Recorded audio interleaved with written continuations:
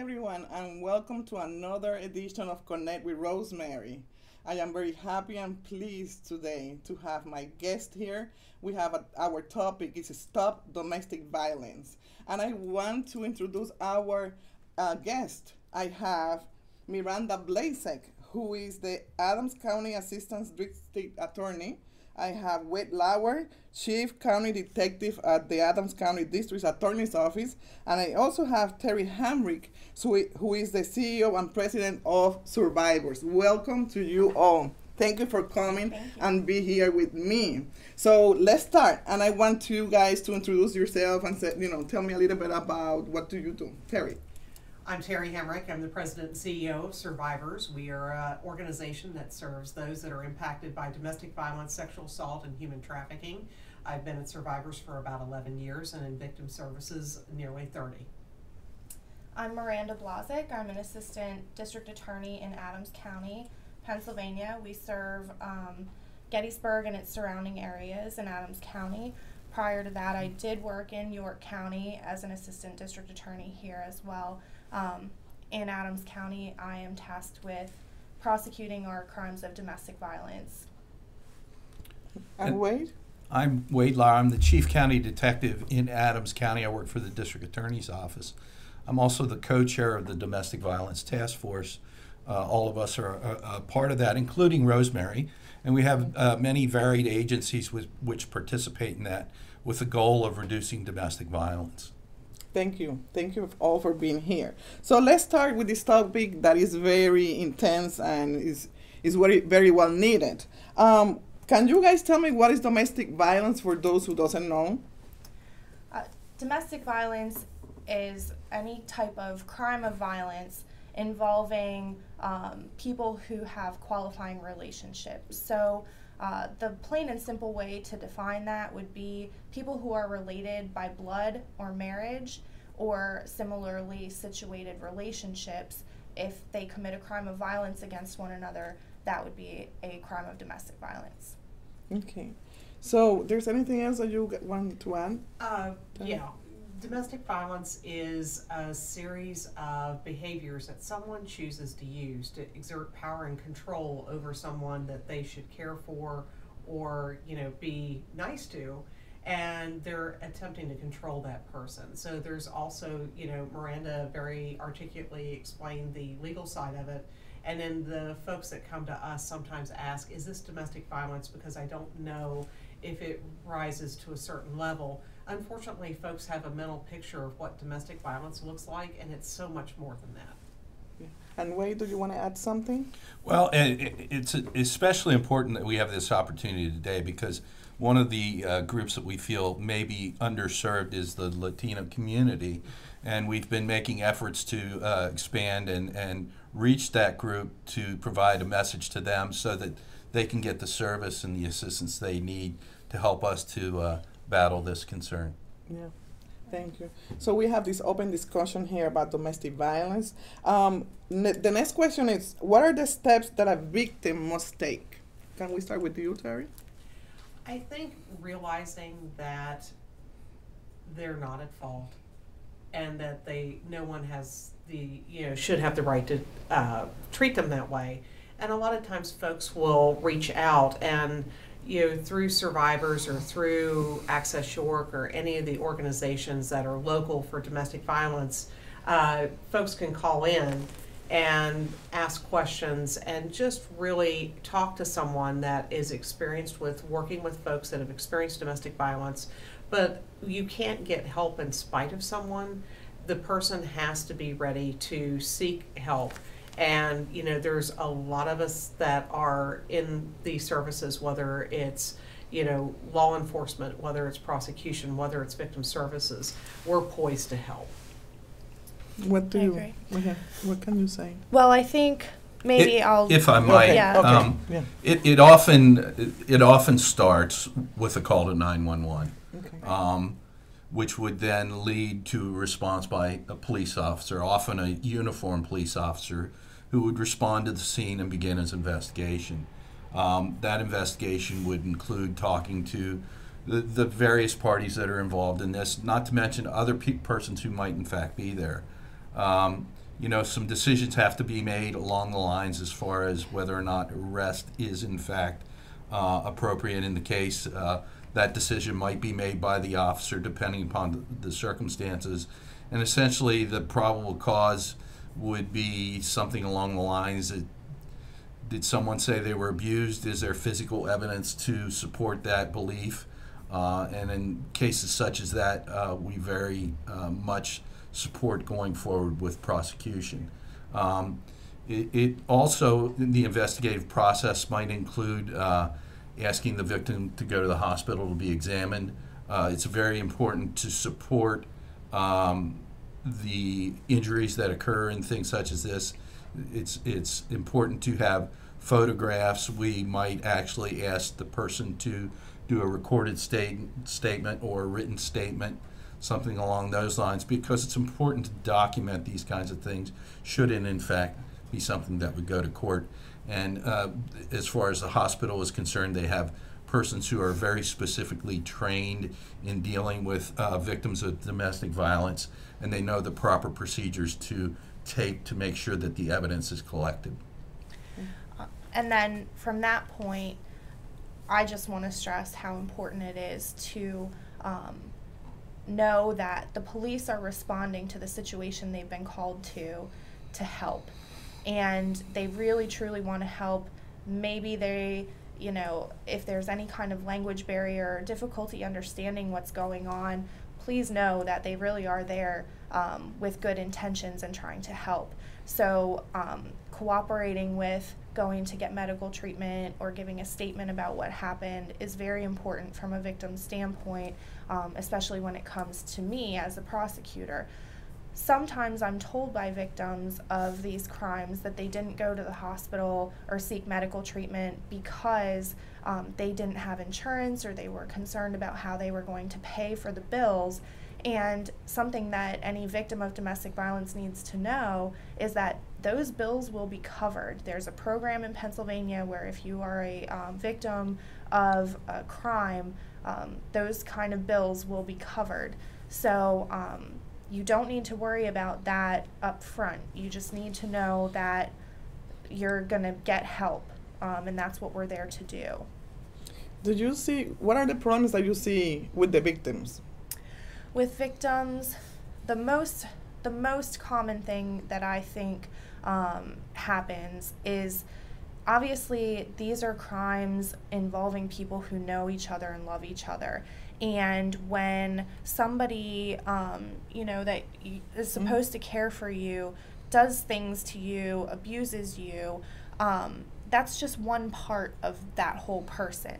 And so victims tend to, after everything is said and done and kind of calmed down, victims tend to focus on all of the good things and the things that they miss about the person, rather than recognizing just how dangerous that situation really can be if it's not headed off and reported and dealt with. These things just escalate. So that's the main difficulty. I think when we're dealing with members of the Latino community, and in particular in Adams County, we have a large migrant population and a large number of people who are maybe undocumented, and there is concern that if they have contact with the police, that might lead to problems for them being here in the country. Something else that's incredibly important for anyone who is a victim of domestic violence to know is that if you are a victim of crime and you are participating and cooperating with the prosecution, you can be eligible for a visa and gain legal status. So you don't have to be concerned about that. But that is often a concern for people, and we really want to get that word out that that's something that we can help with. How about you, Terry? It's also difficult because sometimes folks focus on the person that's being abused and ask why don't they leave, or why do they often reconcile with the person that's hurt them. And there's the piece that Miranda spoke of, and there's also the fact that folks that perpetrate abuse are good at grooming not only the person they're abusing, but the people around them. And a lot of times they have isolated that person to some degree and maybe alienated them from their support systems that they would normally have. And there's also a lot of power and control and context in that relationship that they can start exerting. And there's also times that the person will start to honeymoon. I'm sorry, I messed up. I'll never put my hands on you again. And things may be very, very good for a short period of time. And then it starts to escalate again, and that cycle continues. So it's not as simple as it seems. And then also a lot of times the person that's perpetuating or perpetrating the abuse has a lot of financial control, and they may have the ability to threaten the victim with maybe custody of kids, or they'll lose everything if they leave. There's a lot of hooks, unfortunately, that abusers can have to keep their victim tied to them. Yeah, but there's a lot of programs out there Yes. that survivors can help the victim with, right? Yes. Yes, we can assist someone with applying for the victim's compensation, which Miranda spoke of in the emergency room, or for losses due to crime. There's also, we have a legal center, and we also collaborate with folks that specialize in immigration law. There's a lot of resources that we have that we can assist someone with, but someone has to call us. Okay. Can we talk about protection of abuse orders? Who want to start? Sure. Okay. Well, do you want to start off? Because the applications generally come with Sure. you, and then I'll go from mine. Sure. So, folks a lot of times refer to a protection from abuse order as a restraining order, and there's no such thing as a restraining order in Pennsylvania. So, but there is a protection from abuse order, and it can give some relief to someone if they're being abused. It can do things like, have the person who's abusing evicted, and it can also, from the home, it can also, be basically an order to stop abuse. And this is a gross oversimplification, but basically it doesn't become an issue for the person. It's a civil order until they break it. And then if they do, it allows some teeth for prosecution for them to follow up. And what happens is the person has to have, be living with that person, related to them, or, in that relationship, in a relationship that is marriage, boyfriend, girlfriend, same-sex relationships, mother-daughter, father-son. A lot of times folks think it's just married people or just couples, and it's not. Now, if you have two neighbors that have never had a relationship of that sort, that doesn't cover that. But when someone comes in, a lot of times they're referred to us from different sources, whether law enforcement or someplace else. We have a legal advocate that works with that person, talks to them about their options, and then we start the paperwork and the filing process.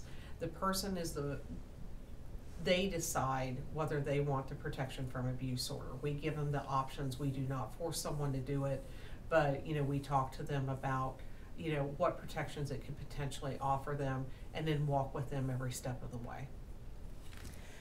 And then law enforcement and prosecution get involved if there's a violation of a protective order. And at that point, law enforcement would do an investigation into what the violation was. And those orders are very different. They're very individualized, particularly in Adams County. Sometimes there's complete no contact, where an abuser can have no contact whatsoever of any kind with the victim. Sometimes there are situations, most often where there are children involved, where there's contact permitted, but only with respect to the children, so that they can have custody exchange or something like that. And so there are all different kinds of things you can do to make your protection order fit you. If there's a violation, so the easiest one to talk about would be is if it's a no contact order and and the abuser's been calling you or following you or coming to your work or coming to your house or sending you letters, something like that, then you would report that to the police. A police report would be filed, and then it would come to the prosecutor, which in Adams County is me, and then I would move forward with taking that case to court and proving it beyond a reasonable doubt to the judge that a violation happened. If someone violates an order like that, they can go to jail for up to 6 months. There's a fine that's involved. We can have people go through counseling, drug and alcohol, evaluations and treatment, all different kinds of things depending on what the circumstances warrant. Okay, do you want to add something, Wayne? Simply that, there's, and Miranda touched on it briefly, there's a wide variety of means in which the criminal justice system tries to deal with this particular problem, and it's not always just prison. There are different programs wherein abusers can go to reduce anger, those kinds of things. One of the things that often is involved in domestic violence is a substance abuse problem of some sort. That might be alcohol, that might be drugs. It's not at all infrequent that the person might be required to seek some sort of counseling for that substance abuse problem to assure that the problem doesn't occur again.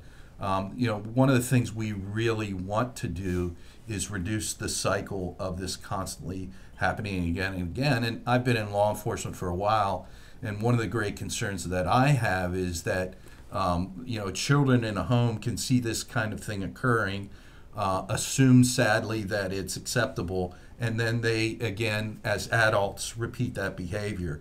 And that's one of the things we want to try and stop happening.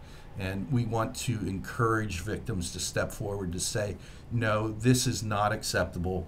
We're not going to allow it to happen anymore. It's going to stop with me.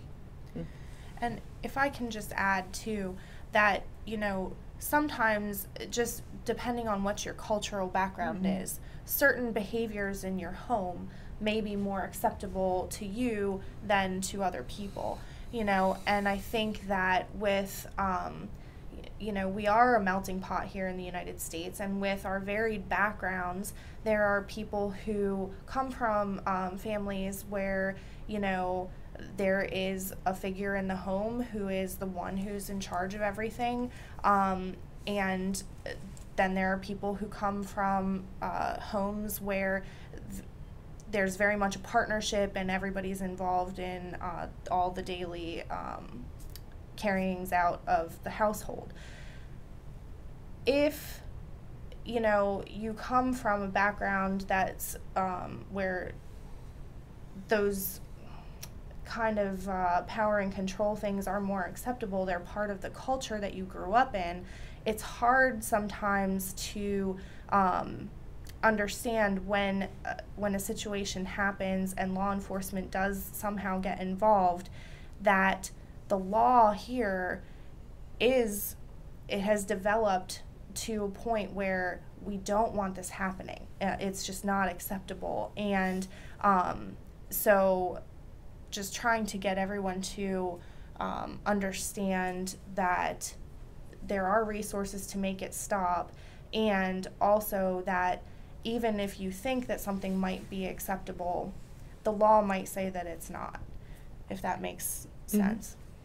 How about how far can the abuser be from the victim? How far?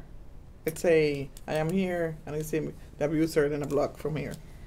That sounds kind of like what people think of as a restraining order, which, like Terry mentioned, we don't have in Pennsylvania. So we don't have protection orders generally that say you can't be within 500 feet of this person.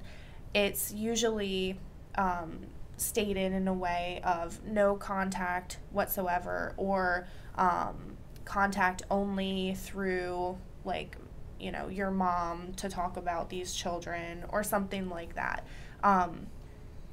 And, you know, if it's a situation where you both end up at a grocery store at the same time unintentionally, then, you know, we'll look at that if it's something that we're going to move forward as a violation or not. But that's going to, again, be dependent upon the investigation, a thorough investigation. Just as Miranda said, if two persons happen upon the same place and the proper thorough investigation is done, I don't think that that person is then held responsible for violating the order in general.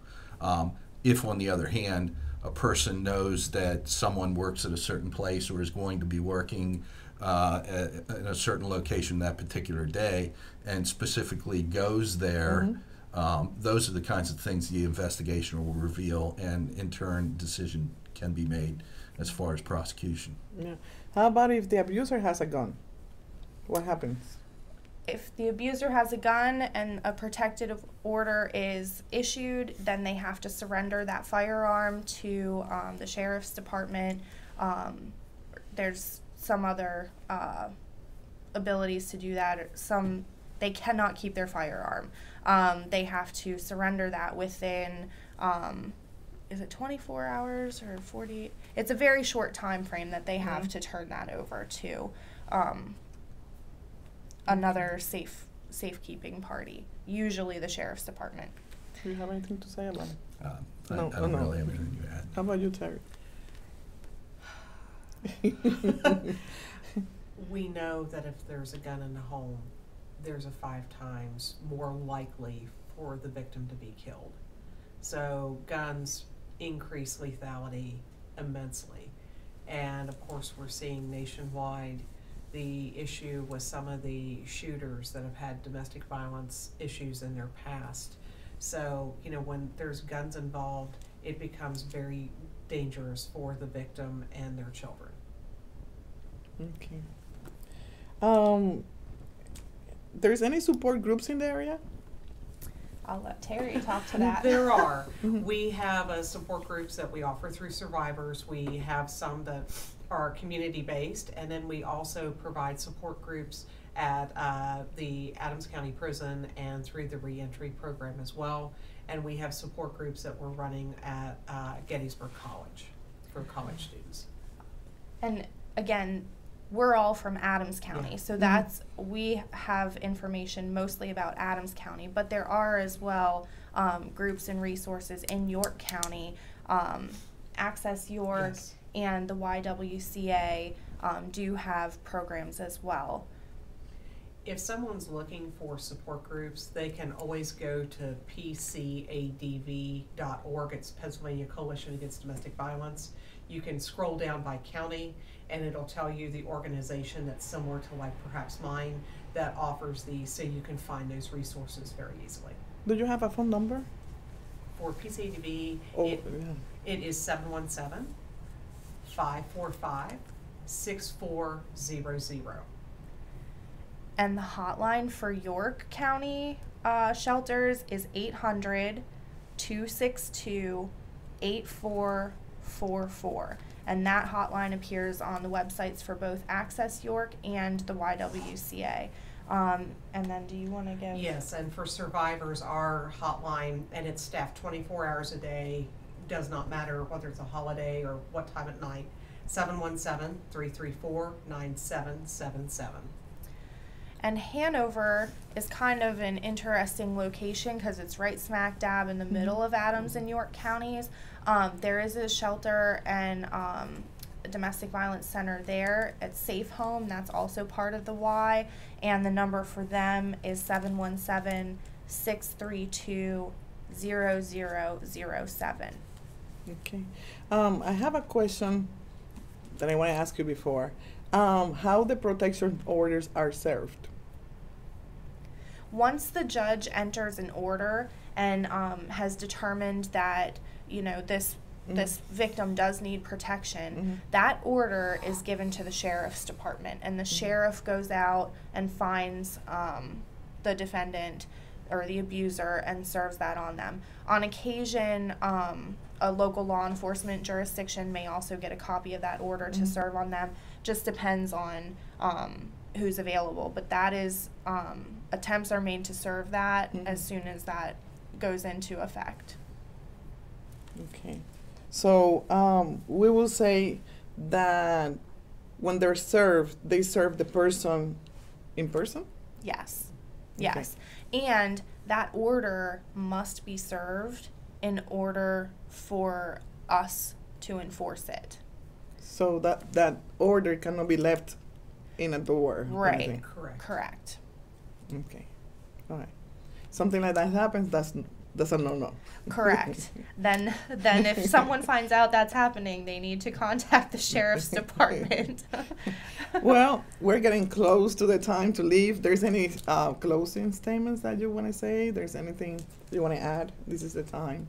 I just want to say, you know, if somebody feels like they're in a situation that's scary or they suspect that they're being impacted by domestic violence, please give one of the numbers that Miranda or myself gave out a call and seek help. You know, even just talking to someone. Sometimes folks are reluctant because they think that if you call a domestic violence organization, we're going to try to force you into shelter. And that is not the case at all. That is not the answer for everyone. But we do have a lot of services, including safety planning, that we have to offer, and we really want to be of assistance. From the prosecution standpoint, I can just say that I know once you have come into contact with the criminal justice system, you know, that in and of itself can be an intimidating situation. But please know that we really are there hoping to try to help the situation, help you to figure out what the right answer is for you, and hold an abuser accountable for what they have done, and try to make sure that our future generations are not doing the same type of thing. We listen to what you have to say. We consider very much what you have to say. And we really just want everybody to know that we're there to help as much as we can. You just need to let us know that you need it. Wayne? Well, again, just to reiterate what Miranda said, it takes a lot of courage to be the person to say, I'm going to be the person who's going to end this cycle of violence. We're here in law enforcement and prosecution and the services area survivors to try and help you to make that a reality. So I would encourage you to, if you are the victim of abuse, call 911, call survivors, start the process, seek help. Okay. Terry, what is the phone number for survivors? It is 717-334-9777. And also, you have interpreters, right? Yes. Mm-hmm. Yes, I have bilingual folks. And there are interpreters that we use. Law enforcement can always contact Language Line if they need to contact an interpreter on scene. And once you're in the criminal justice system, when you come to court for anything, we have certified interpreters that are available for the court proceedings and just for speaking with advocates in the criminal justice system and with law enforcement and prosecutors. Yeah, another question I have, because we're leaving soon. Yeah. So they have support. The person has support if they need it. Absolutely. So they're not by themselves. Correct. Yep. So, well, everyone, I just wanted to let you know that we're here to help you. So if you have an issue or problem, here are the professionals on the field that could help you on the situation. Don't be scared. Stand up for your rights. Just remember that, and I will leave you this. Remember one thing. You have the power to change your life. Just remember that. You have the power to change your life. Thank you so much for being here, everyone. Thank you. So I hope you can come again. you. Thank you so much. And I will see you next time. Okay, everyone. Thank you for watching. We're live here on Comcast Channel 16. This is Rosemary. Thank you so much for being with us. And I see you next time.